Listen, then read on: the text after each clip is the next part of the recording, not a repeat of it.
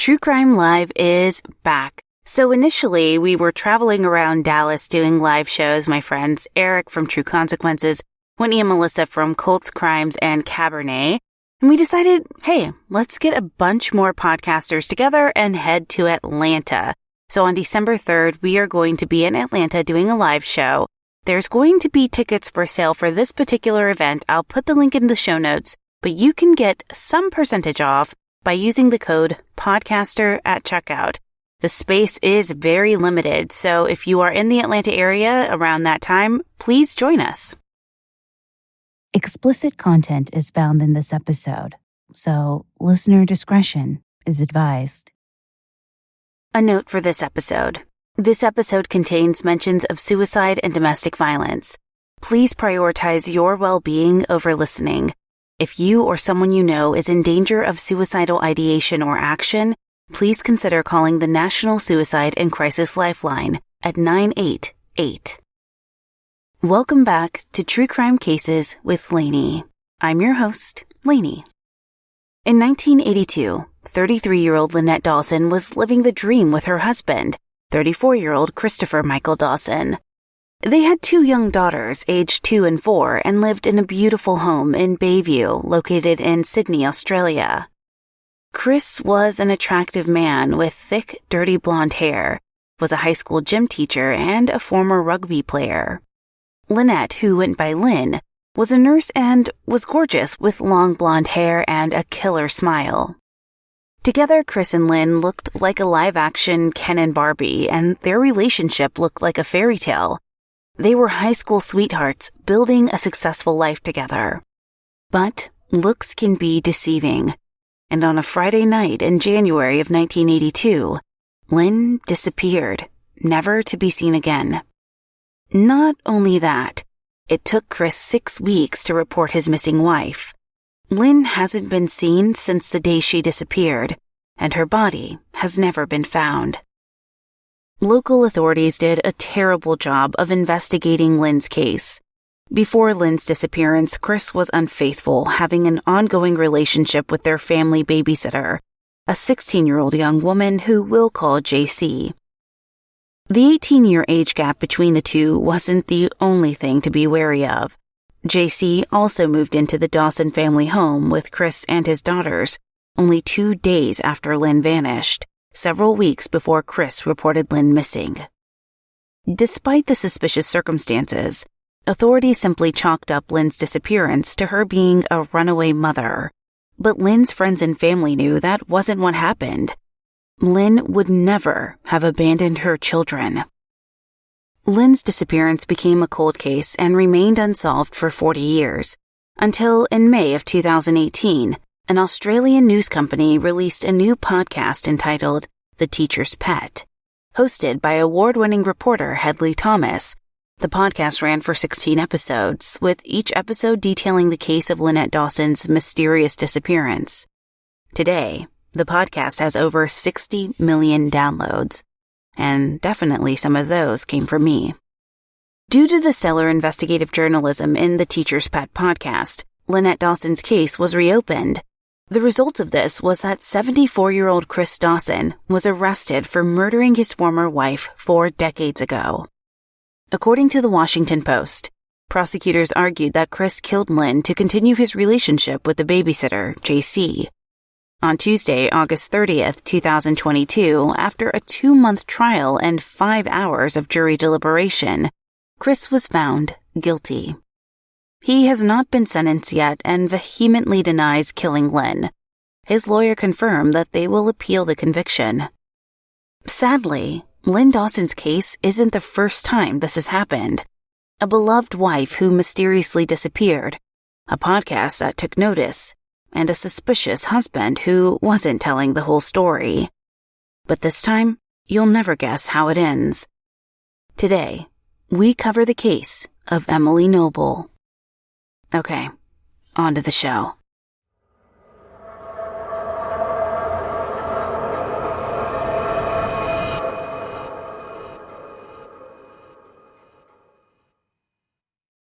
As we cover Emily's case, we'll point out information that Marissa Jones, host of the Vanished podcast, worked hard to get. If you haven't heard of it, the Vanish podcast is a true crime podcast that focuses on missing persons cases, and I would strongly recommend that you take the time to listen to episodes 314 and 315 to hear exclusive interviews from Emily Noble's friends, family, and husband. Emily Ann Noble was born on May 24, 1968, to her father, Lester Dean, and her mother, Ruth Ann. She had at least one sister and one brother. Emily spent most of her life in Westerville, Ohio, which crosses two counties in central Ohio, Franklin County and Delaware County. Westerville has a population of around 40,000 and is a suburb of the state's capital, Columbus, Ohio, which is only 10 miles away. Westerville's city website claims it's a safe community, and for Central Ohio, it is. The response time for emergency services is less than 4 minutes, compared to Columbus's response time of 10 minutes, which is pretty impressive.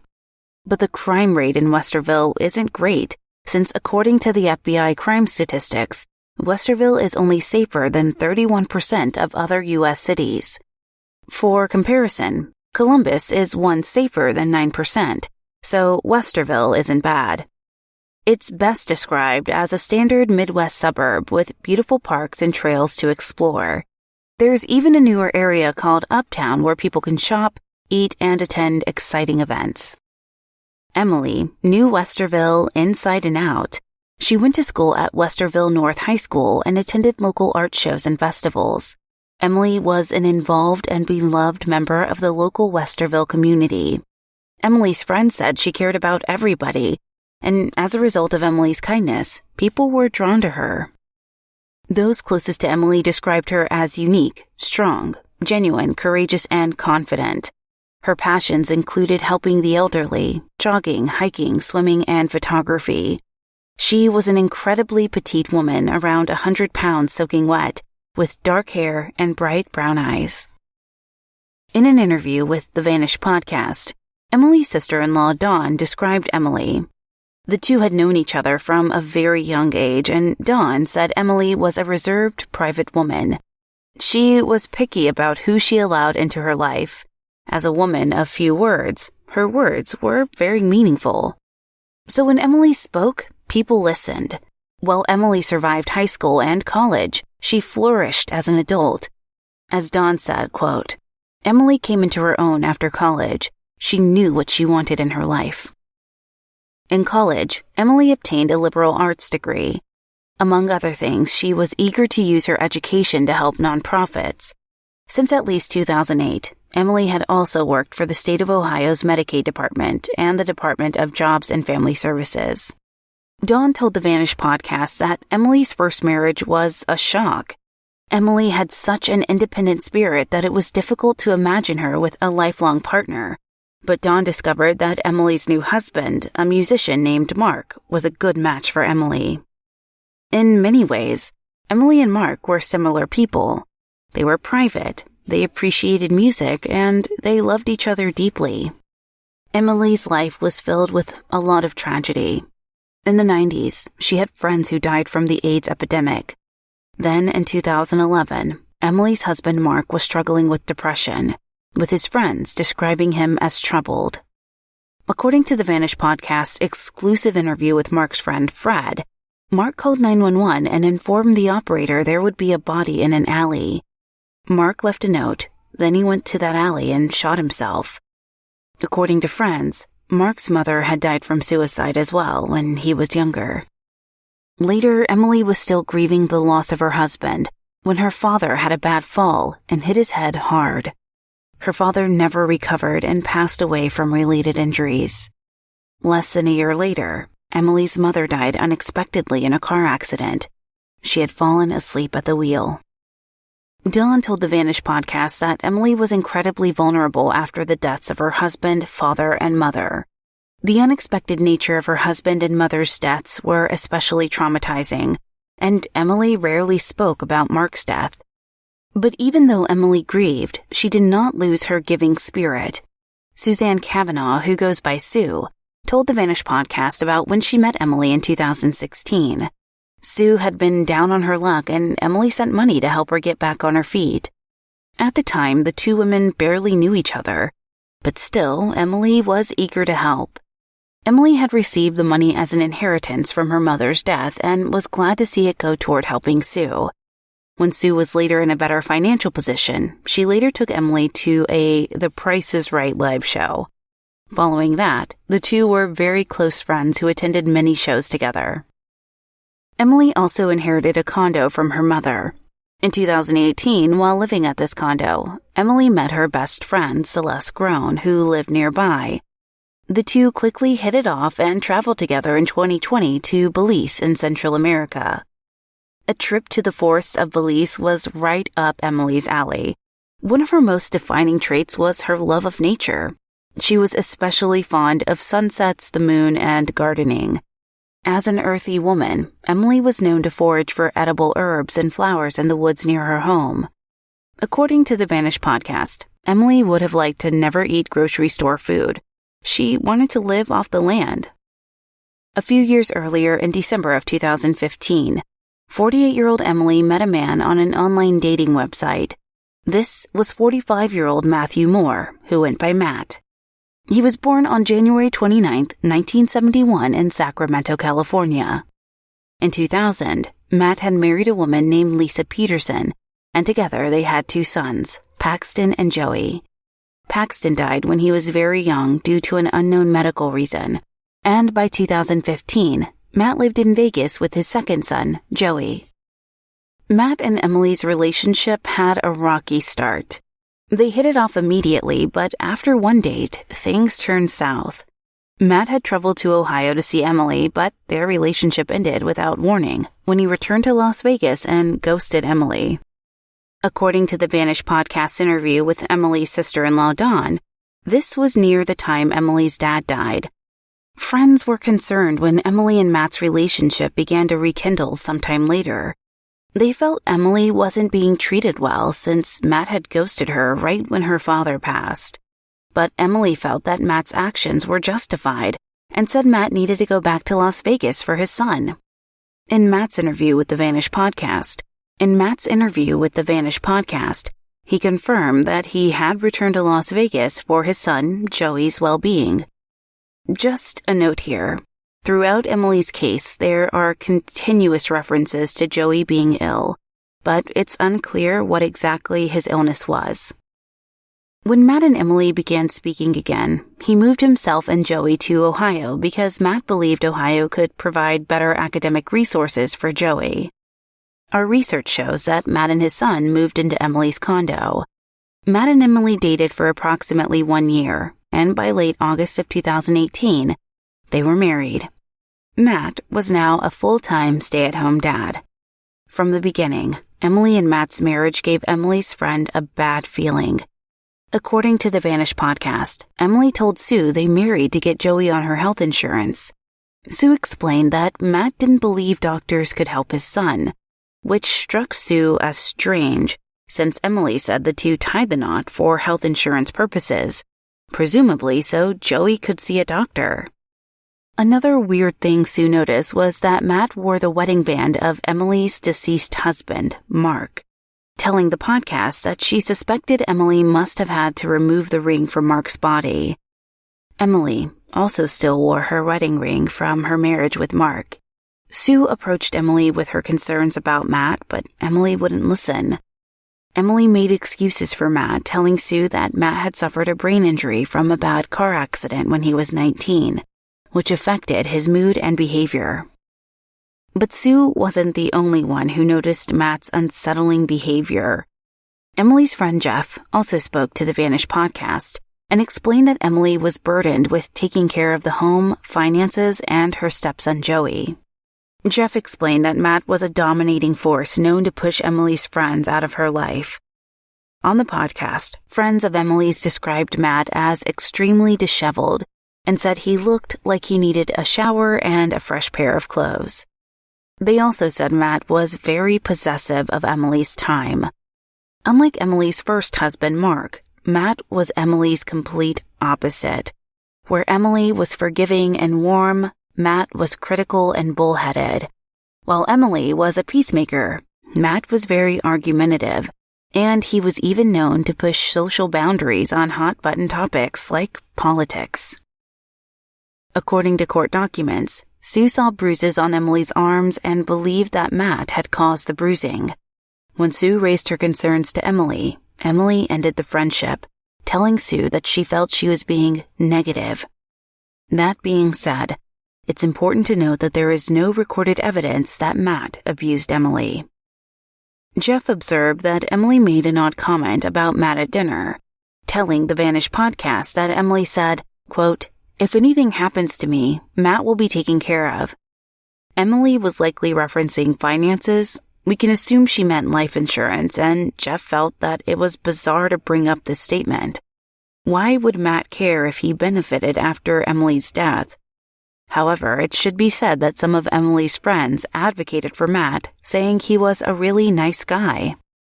Brandy Zink was yet another close friend of Emily's. They'd known each other for almost 20 years, and Brandy described Emily as a beautiful person who loved life. She said Emily was resilient, strong, and graceful. In July of 2019, Emily and Brandy took a trip to Hocking Hills State Park, a 90-minute drive from Westerville, Ohio. But the trip ended unexpectedly when Matt texted Emily to tell her that Joey, her 17-year-old stepson, had completed suicide. In a park near Emily and Matt's condo, Joey had hung himself with an extension cord. This news came as a shock to Joey's friends and family. While Joey had some behavioral issues at school, he was well regarded as a nice young man. According to Joey's friend Cassidy, who spoke with the Vanish podcast, he was a genuine, honest, emo kid who loved everybody, describing him as one of the brightest souls she'd ever met. Joey loved to sing and play guitar, and according to Cassidy, even dreamed of being a performer one day. Joey's death seemed out of place to Cassidy. Before he died, Joey had asked Cassidy to draw him a tattoo, which he intended to get done on his 18th birthday. He died on July 1st, 2019, and his 18th birthday would have been just a few weeks later on July 23rd. Cassidy found it hard to believe Joey would complete suicide with these plans, since he clearly had something to look forward to. Other sources agreed that Joey seemed to be at a good point in his life. He had friends and a car. They didn't understand what could have triggered his suicide. Cassidy also shared that Joey's relationship with his father was terrible. Although Joey got along with Emily, he would often couch surf rather than stay with Emily and Matt in the condo. Sue, Emily's friend, said that before Joey's death, Matthew would joke that he felt Joey was turning out poorly. Instead of parenting Joey, Matt wanted to try being a dad again by adopting a baby Ethiopian girl. Other friends of Emily's told the Vanish podcast that Matt spoke horribly to Joey, saying things like, "Why don't you just kill yourself?" Joey's death was immediately ruled a suicide without an autopsy or further investigation, and Matt had Joey's remains cremated immediately following the coroner's report. Joey's death affected Emily deeply. She'd only known Joey for a year and a half, but the two had grown incredibly close since Emily was in charge of Joey's caretaking, despite Matt's full-time job as a stay-at-home dad. Friends told the Vanish that Matt blamed Emily for Joey's death since Emily had been traveling with her friend that weekend. Following Joey's suicide, Matt remained unemployed and drank excessively. He didn't seek counseling or make attempts to get better, and it was later discovered that Matt also abused drugs, even growing illegal mushrooms in Joey's bedroom closet. Following Joey's death, Emily also struggled, but she showed hope in a way Matt did not. She was working out, going to therapy, preparing to return to work, and according to sources on the Vanish podcast, there were rumors that Emily was thinking about leaving Matt. A year passed following Joey's death. The morning of Emily's 52nd birthday was on Sunday, May 24th, 2020. It was Memorial Day weekend, and she and Matt had a bunch of exciting activities planned. First, they drove almost 2 hours to Booktail, Ohio to collect water from an underwater spring. Then they visited Westerfield's Field of Heroes. Next, they had a picnic in the park, and finally, they ended Emily's birthday by going to several bars in the Westerville Uptown District, taking a selfie at the restaurant Coble Grill. While in Uptown, Emily and Matt saw several friends, including Emily's best friend, Celeste Groen, who corroborated their location. The mood was especially exciting since the restaurants were only recently opened after COVID-related shutdowns. According to Celeste's interview with Marissa from The Vanished, the Friday before Emily's birthday, she and Celeste had hung out. They explored the wooded area near Emily's home, foraging for edible weeds. Emily had a book that helped them identify what they could eat, so they found all sorts of native plants to munch on. The next day, Emily texted Celeste to make sure she wasn't sick from their weed-eating adventures, and on Sunday, it was Emily's birthday. Early in the morning, Celeste texted her happy birthday, and Emily responded. Phone records indicated that Emily stopped using her phone at 6 p.m. on May 24th. Family and friends remarked that this was odd, since Emily was always on her phone.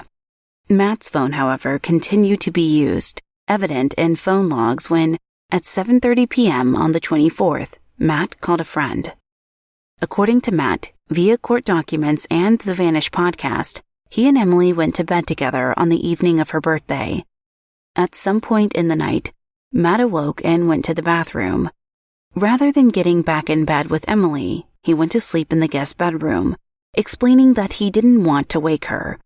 The next morning, on Monday, May 25th, Matt woke up around 10 a.m. and realized Emily wasn't home, but she had left her car keys, wallet, and her cell phone at their condo. At this point, Matt called Celeste from Emily's phone and asked if Celeste knew where Emily was, indicating they had an event to get to. Matt said that Emily never returned from her morning walk, which he assumed was where she had gone. Confused, Celeste urged Matt to call the police, which Matt claimed he hadn't done yet because he thought he had to wait 24 hours to report a missing person. Celeste then confirmed that Matt should call the police immediately, which he did. Officer Robert Hollis of the Westerville Police Department responded to Matt's call about Emily's missing person status. Body cam footage shows him walking through Matt and Emily's home and looking through their vehicles. In the footage, you could see the point when Celeste arrived at Matt and Emily's condo. Initially, Matt assumed Celeste was Emily and seemed relieved that Emily had arrived home. But it quickly became apparent that it was Celeste, not Emily, who was in Celeste's car. This detail becomes important later. In her interview with the Vanish podcast, Celeste said that she went to Matt and Emily's condo, and as soon as she arrived, she ran down the path she and Emily had taken to forage only a few days earlier. Her concern was that Emily had fallen and couldn't return home, but Emily wasn't there. When Celeste returned to the condo, the police were in the throes of the investigation. Police used cadaver dogs, hound dogs, drones, divers, and vans to try and find Emily. Matt had also contacted Emily's family to tell them she was missing, and both her family and the community swiftly responded to Emily's disappearance. There were manhunts, search parties, and vigils. Emily's friends were out of their minds with worry as they helped with the search efforts, even kayaking on a nearby water source and walking through a neighboring nursing home on the slightest chance that some crazed elderly person had kidnapped Emily. According to Emily's friend Jeff on the Vanish podcast, Emily had so many friends that her disappearance was felt across the entire Westerville community, and a great many people were concerned for her safety. Jeff explained, quote, "It's a rare thing for people to go missing in Westerville. Since it was an upper-middle income area, the public reaction was immense because people knew who Emily was." Another friend, Brandy, said, "The whole community is traumatized by her loss. I miss my friend. She was like my sister." Initially, Matt was eager to help local law enforcement in their pursuit to find Emily, but after the first few meetings, he stopped helping and wouldn't call the police. He expected the police to contact him with any new information. At one point, Matt even asked that Amy Thomas, Emily's sister, act as his spokesperson between himself and the police. Amy refused, and Matt became angry. Later, during her testimony at trial, Amy summarized the conversation saying, "In a menacing tone, he said, You need to think long and hard about whether you ever want to see your sister again." And I hung up and did not speak with him again. Matt requested that the Vanish podcast help him to try and find Emily, but the creator said his interviews had some weird moments.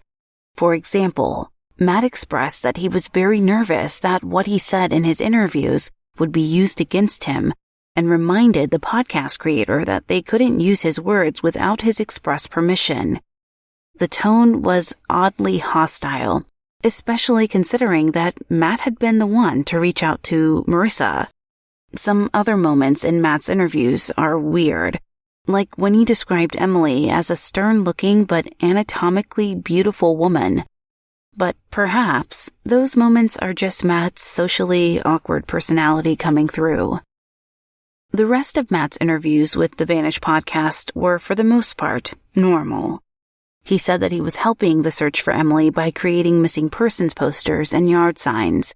He was focused on getting the word out rather than assisting the police. However, Matt urged people with any information regarding Emily to call the police or himself. Matt also mentioned a Facebook group he made to find Emily, but in another strange situation, when the Vanish podcast tried to join the private Facebook group, Matt denied them. Emily's friends and family later told the Vanish podcast that they felt Matt was inauthentic during his interviews. Dawn, Emily's sister-in-law, said Matt described Emily like she was a thing. Dawn and others close to Emily suspected Matt had something to do with Emily's disappearance. Because of this, Matt threatened to sue Emily's family for defamation and harassing him through Facebook posts. Since this was late May of 2020, many of the investigative process was slowed due to the advance of COVID-19 and police having to work through a backlog of cases. However, the police were working diligently to locate Emily. They searched her condo, the cars, and gathered useful data from Matt and Emily's cell phones. They attempted to contact Matt, but he would not speak with them. Police also searched part of the wooded area near Matt and Emily's condo, but due to miscommunication, police never searched the portion of the woods that really mattered. On September 16, 2020, 4 months after she vanished, Emily's remains were discovered in the wooded area near her condo. 3 foraging women had found Emily's body less than half a mile from her condo, just a few minutes' walk away, and called the police. Emily's partially decomposed remains were on the forest floor, and above her, a 20-inch USB cord was hanging from a honeysuckle tree branch. At first glance, it appeared that Emily had hung herself from the branch with the USB cord. Still, rumors ran wild. Was Emily's death a suicide, an accident, murder? It was suspicious. Friends told the Vanish podcast that her death felt eerily similar to that of Joey's, who had used an extension cord to hang himself, also in a nearby wooded area. Many searches had been conducted in the days and weeks after Emily was reported missing, and when it was discovered that the police had not searched the wooded area thoroughly, the public was deeply upset. In a 2020 news conference held by the Westerville Chief of Police, Charles Chandler, he claimed they'd searched that exact area 3 times, but they hadn't. They came close once when police received an anonymous tip about a grave marker, at which point the police searched the eastern portion of the wooded area, but they were in the wrong spot. The grave marker turned out to be a false flag, a small ceramic angel that was unrelated to Emily's disappearance or death. Emily's sister-in-law, Dawn, told the Vanish podcast that Emily's small stature made it difficult for the dogs to find her since the dogs search by the smell of a person's body fat, and Emily didn't have much of that.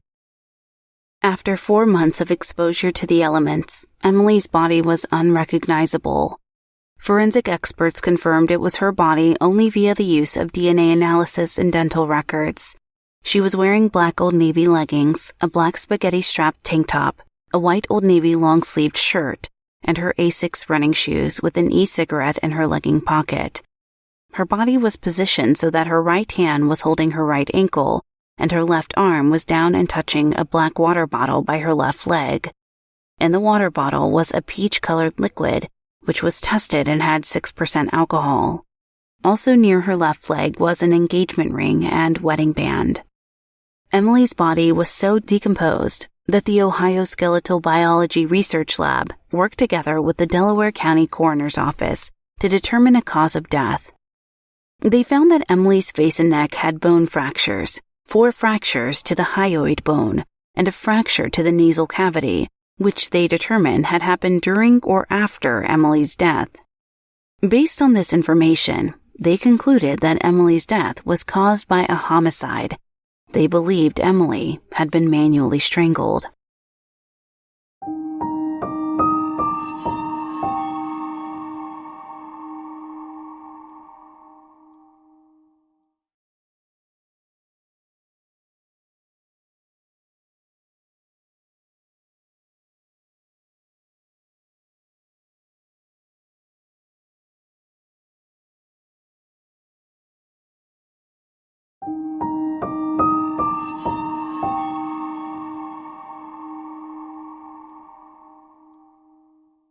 Matt's previous wife, Lisa Peterson, told news reporters that on New Year's Day 2001, Matt had choked her. They'd been married for 3 months, and at the time, she was pregnant with their first son. Lisa clarified that this was the only time Matt had hurt her, and the two maintained contact after. Matt was arrested for this incident. As you might imagine, Matt was always a person of interest in Emily's missing persons case. He reported her missing. He was the last one to see her, and, of course, he was the husband. Even before Emily's body was found, Emily's family feared that Matt had something to do with her disappearance and worried that Emily's potential murderer would receive all of Emily's money and property.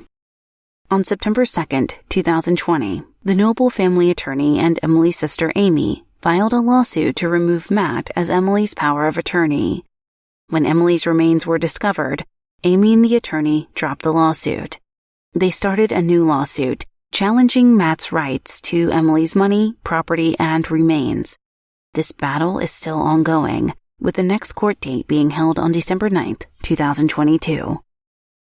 On June 17, 2021, a year after Emily disappeared, 51-year-old Matthew Moore was arrested without incident a little bit after 9:30 a.m. He was charged with 2 counts of murder, 1 intentional, and the other connected to felonious assault, and taken into custody. During the arrest, Matt said that the officers made a mistake, and when asked if he had killed Emily, Matt shook his head no. In a press conference following the arrest, the police chief of Westerville, Charles Chandler, said, "Our hearts go out to Emily's family. We know this isn't over for them yet." Matt's trial began on August 15, 2022, and was held in Delaware County Common Pleas Court, with Stephen A. Wolliver as presiding judge. Court TV covered the trial, so over 60 hours of footage is available on YouTube if you'd like to see all of the proceedings. The trial took 7 days in total. The defense's main argument was that Matt had no role in Emily's death, and Emily took her own life by hanging herself with a USB cord. But the prosecution felt differently. The prosecuting lawyer, Mark Sleeper, accused Matt of killing Emily sometime between May 24th and May 25th, then staged her corpse in a tree so that it would look like a suicide and mislead investigators. Multiple experts, including a forensic anthropologist, a pathologist, and other officials from the Delaware County Coroner's Office, believe the cause of Emily's death to be a homicide. They agreed that a hanging would not cause the injuries Emily sustained on her neck, since these types of injuries were indicative of manual strangulation. Delaware County Coroner Dr. Mark Hickman said that the amount of trauma that would have occurred to cause these fractures would have to be inflicted by another person. Dr. William Smock, an expert in strangulation, also testified to support the prosecution. He said that since Emily was only 100 pounds, it was unlikely that her body weight would have caused her bones to break, which caused her death. Dr. Smock said, "She was strangled manually, then placed in a tree." Prosecuting lawyer Mark Sleeper also said that there was no reason for Emily to complete suicide. Emily was known to have overcome a great deal of adversity between the deaths of her friends with AIDS, her first husband, her dad, and her mom. Why would the death of her stepson trigger her suicide when she had survived other heartbreaking events? Sleeper continued, "Terrible things, but what do you hear about that? That each time Emily Noble overcame that trauma and continued on to see the joy in life and the bright things in the world. She got through it every single time, until she married that man, and now suddenly she doesn't survive the trauma?" Then Sleeper pointed out how Matt had not recovered from Joey's death. According to Sleeper, Matt was unemployed, sitting at home, getting drunk. The prosecution also argued that it was unlikely Emily completed suicide because she didn't demonstrate the behavior typical of somebody who was suicidal. She didn't leave notes, give anyone her valuables, or say goodbye. Emily's friends and family agreed with this assessment when they testified, saying that Emily hadn't mentioned suicide in conversation or texts. Sleeper also proposed that the timing of Emily's death was highly suspicious. Emily's birthday was May 24th, and her sister Amy's birthday was May 26th. So on May 25th, since the two women were briefly the same age, they had a tradition of calling each other to have a special annual conversation. Additionally, the prosecution showed that Matt's interaction with the police were suspicious. Matt referred to Emily in the past tense when he spoke to the police, for example saying, "I loved Emily," rather than "I love Emily," which the prosecution believes meant he knew she was dead. He also didn't display the traditional concerned spouse behavior when interacting with the police, and when he eventually called the police to report Emily missing, he hadn't yet searched the condo, as if he already knew Emily wasn't there. In their closing statement, the prosecution posited that Emily went for a walk in the woods and Matt went with her. They returned home, then Matt made a phone call. Finally, between 9 p.m. and midnight, Matt killed Emily and staged the crime scene. Upon hearing their explanation, Matt was visibly upset in the courtroom, throwing his arms up in disbelief. The defense lawyer was Diane Menashe. She claimed that Emily had experienced a series of tragedy that led her to taking her own life. Menashe tried to discredit one of the prosecution's forensic experts, since they weren't an expert in criminal investigations. Menashe provided the defense's own expert, Heather Garman, who was a forensic anthropologist. Garman said that the bones in the neck could be incredibly fragile, and that it was possible that Emily could have snapped them during a suicide attempt. The defense, in an attempt to add credence to this notion, stated Emily had a history of fragile bones, citing a broken ankle Emily once had. Additionally, the defense accused the police of bungling the investigation. They criticized the authorities for not taking photos of the ligatures around Emily's neck or managing to recover all of Emily's remains.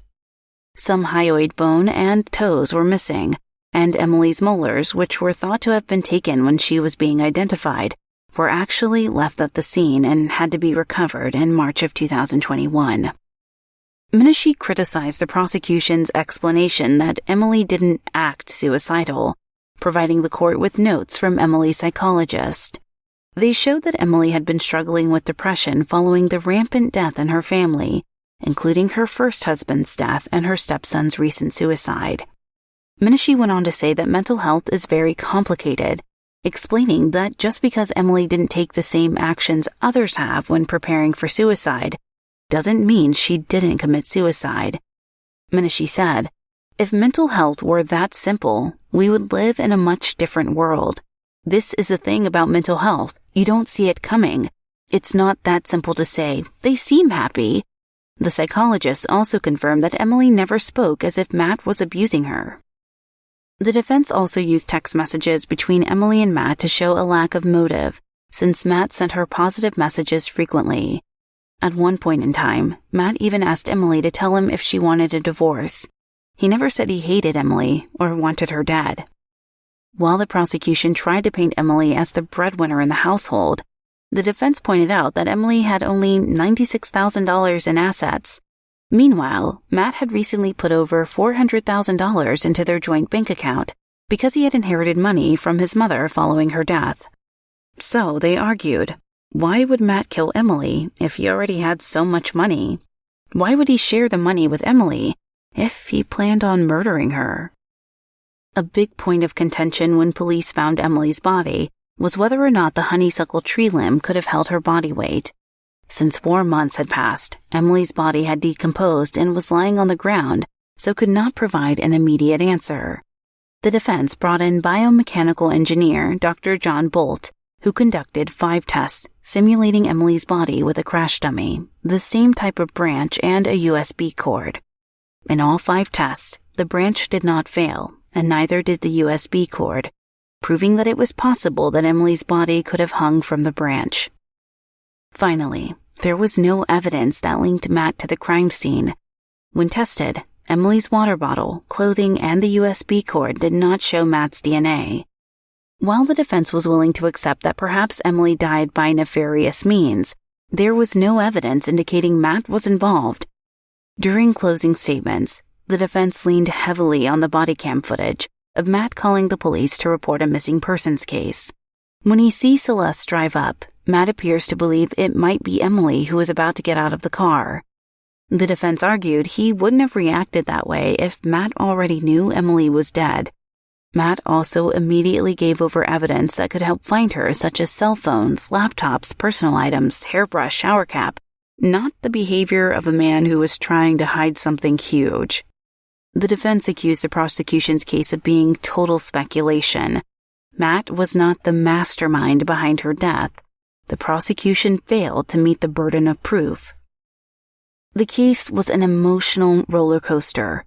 A juror cried during closing remarks, and Matt cried during the trial, especially at the mention of Joey's suicide. On Friday, August 20th, 2022, after 3 hours of deliberation, Matthew Moore was declared not guilty of murdering his wife. Matt clasped his hands on the back of his bowed head upon hearing the verdict. Overwhelmed with emotions, he sobbed, repeatedly mouthing the words, "Thank you." If you or someone you know is in danger of suicidal ideation or action, please consider calling the National Suicide and Crisis Lifeline at 988. We're looking for a new tagline, so if you are interested in providing one, send us an email, tcfcpod@gmail.com, and if you're selected, we will give you some free swag. Thank you for listening. If you like our podcast, please review us on Apple Podcasts or your podcast player of choice. It really does help. We're active on Twitter at truecrime_cases, Facebook at facebook.com/truecrimecaseswithlainey, and Instagram at truecrimecaseswithlainey. Our website is truecrimecasespodcast.com, and of course, we'd love to hear your episode suggestions. Send us an email, tcfcpod@gmail.com. This episode was researched and written by Andrea Marshbank. Content editing by Jesse Hawke. Produced by Neeks at We Talk of Dreams, who's the best in the business. Check him out on Twitter at We Talk of Dreams or WeTalkOfDreams.com.